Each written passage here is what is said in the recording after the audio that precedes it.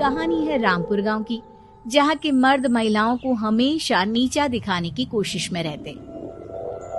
अरे अभी तक खाना नहीं आया, क्या मुझे एक और शादी करने की जरूरत है? नहीं जी नहीं, ऐसा मत करना, वरना मैं कहाँ जाऊंगी। खाना लेकर मैं अभी आई जी। गांव की पंचायत में भी फैसले हमेशा औरतों के खिलाफ ही रहते।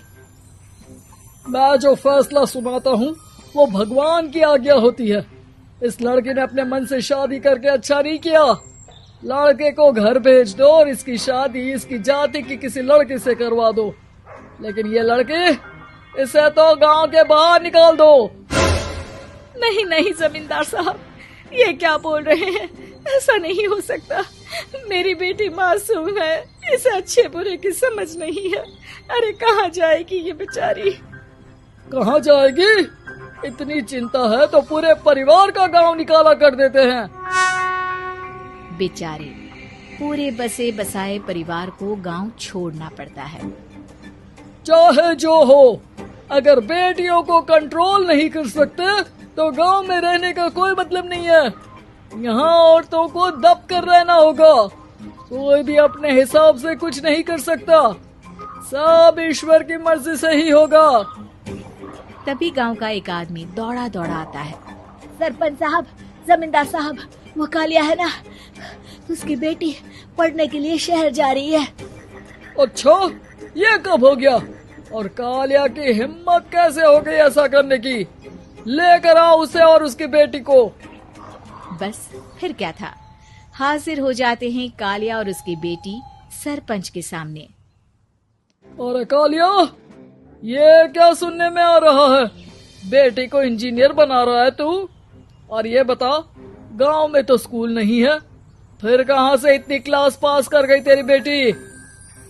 राधा, जो कि कालिया की बेटी है, उसे लगता है कि सरपंच उसकी तारीफ कर रहे हैं। सरपंच जी, मैंने ऑनलाइन पढ़ाई की है, डिस्टेंस लर्निंग से। सभी में मैंने अच्छे नंबर पाए हैं, जिसे देखते हुए शहर की इंजीनियरिंग कॉलेज में मुझे स्कॉलरशिप मिली है। वाह जी वाह, क्या होती है ये? पहले तो ये बताओ, फिर आगे की बात करते हैं। पूरा गांव राधा की बात सुन रहा था और राधा बोलती जा रही थी।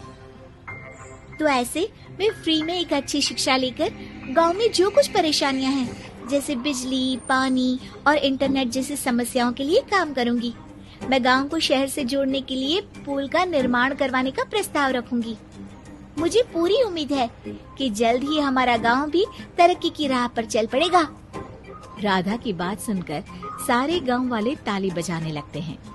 सरपंच को समझ नहीं आता कि वो क्या करे। चुप रह नादान लड़की, गांव के खिलाफ जाने के लिए तुझे गांव से बेदखल कर दिया जाएगा, वो भी पूरे परिवार के साथ। और हाँ, अगर ठीक से गांव में रहना चाहती है तो ये पढ़ाई लिखाई छोड़ दे। हम तेरे लिए गांव का कोई होनहार लड़का देखेंगे। तभी गांव का एक आदमी बोल पड़ता है। अरे नहीं नहीं सरपंच जी, राधा बिटिया जो बता रही है, अगर वैसा हो जाए तो हम लोगों को पैसा कमाने के लिए बाहर नहीं जाना पड़ेगा।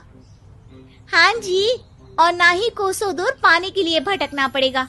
हमारे बच्चे भी अच्छी पढ़ाई कर सकेंगे और आगे बढ़ेंगे, ना कि हमारी तरह खेती करते बैठेंगे। क्यों गांव वालों, राधा बिटिया का साथ देना चाहिए ना। सरपंच देखता है कि गांव राधा के साथ है तो वो चुप हो जाता है। वो घर आकर अपने सलाहकार से बात करता है, जो बहुत ही चालाक किस्म का इंसान होता है। अरे सरपंच साहब, आपको बहुत ही होशियारी से काम लेना पड़ेगा। एक बार गांव तरक्की कर गया, यहाँ के बालक पढ़ लिए तो कोई ना पूछेगा आपको। और फिर ये जो बेटा और बेटी है ना आपके, इनको भी आम लोगों की तरह ही जीवन जीना होगा। हाँ, लेकिन करे तो क्या करे? वो ना आप मुझ पर छोड़ दीजिए, बस मैं जैसा बोलूं करते जाइए। अगले रोज सुबह जब गांव वाले सोकर उठते हैं तो राधा के घर के बाहर और साथ ही वो लोग जिन्होंने राधा का सपोर्ट किया था, उनके घर के आगे लाल रंग से कल आऊंगी लिखा होता है। कल आऊंगी, ये क्या होता है? अरे यह तो खून से लिखा है, लगता है कोई भूत प्रेत या चुड़ैल का साया है। चलो सरपंच जी के पास चलते हैं। सभी सरपंच के पास जाकर उसे सारी बात बताते हैं। अरे ये तो बड़ी मुश्किल की बात है। चलो मैं एक बाबा को जानता हूँ, उन्हें बुला लेता हूँ। सरपंच बाबा को लेकर गांव के घर के बाहर जाता है। ओहो, तो ये वो चुड़ैल है जो उन लोगों को निशाना बनाते हैं जो गांव को बदलने का सपना देखते हैं। वो गांव को ऐसे ही संपन्न देखना चाहती है, वो नहीं चाहती कि कोई बाहरी यहाँ का कायाकल्प करे। क्या तुम लोगों में से किसी ने गांव को बदलने की सोच रखी है? तभी राधा की माँ रोते रोते आती है। मेरी राधा घर से गायब हो गई है। अरे कोई तो बचाओ, मेरी बच्ची कहाँ गई?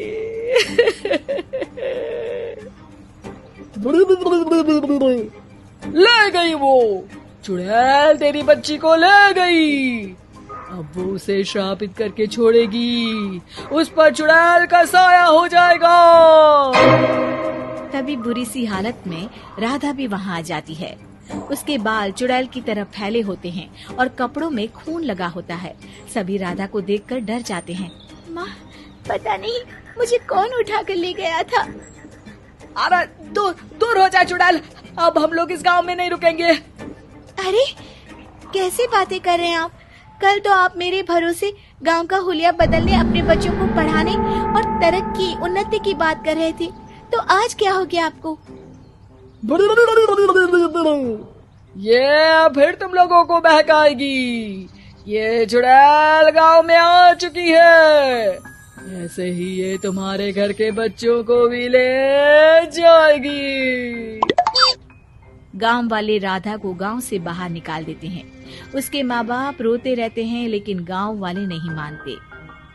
मैं भी अपनी बहन के साथ गांव के बाहर रहूंगा, लेकिन वो पढ़ाई नहीं छोड़ेगी। वहीं सरपंच के घर पर सलाहकार कहता है। देखा, सांप भी मर गया और लाठी भी नहीं टूटी। लेकिन अगले ही दिन सरपंच के घर के बाहर भी वही शब्द लिखे होते हैं। और फिर सरपंच की बीवी कहती है, हमारी बेटी को किसी ने अगवा कर लिया है। तभी राधा का भाई वहाँ आ जाता है। अरे गांव वालों, मैंने सरपंच जी की बेटी को देखा था। वो चुड़ैल उसे उठाकर ले जा रही थी। अरे क्या मजाक कर रहे हो? नहीं सरपंच जी, आप नहीं जानते। वो चुड़ैल अब आपकी बेटी में आ जाएगी, जैसे राधा के अंदर आ गई थी। तभी सरपंच की बेटी वैसी ही हालत में वहाँ आती है जैसे राधा आई थी। पापा, पता नहीं कैसे मैं गायब हो गई थी। चुड़ैल, इसके अंदर भी चुड़ैल का साया है, मारो इसे। अरे नहीं, इसे भी राधा के पास गांव के बाहर ही भेज दो। अरे चुप रहो, मेरी बेटी कहीं नहीं जाएगी और चुड़ैल वुड़ैल कुछ नहीं होता है। अरे कैसे बात कर रहे हो सरपंच जी? आप तो बोल रहे थे कि आपका फैसला भगवान का ज्ञान होता है, तो अपने पर बात आई तो अब आप ऐसे बोल रहे हैं। अरे ना, आपको अपनी बेटी को त्यागना ही होगा। अरे बुलाओ बाबा को। राधा का भाई बाबा को ले आता है, जिसे अब गांव वालों के डर के कारण सच बोलना पड़ता है। मैं कोई बाबा नहीं हूँ, मैं तो मोची था। ये सलाहकार महोदय ने मुझे कहा था एक्टिंग करने को। वो मुझे पैसे देने वाले हैं। अब मुझे माफ कर दो। गलती हो गई, मुझे माफ कर दो। तभी वहाँ राधा आ जाती है। देखा सरपंच जी, जब गांव के बच्चे साक्षर होंगे तो आप जैसे लोगों की चालाकी नहीं चलेगी।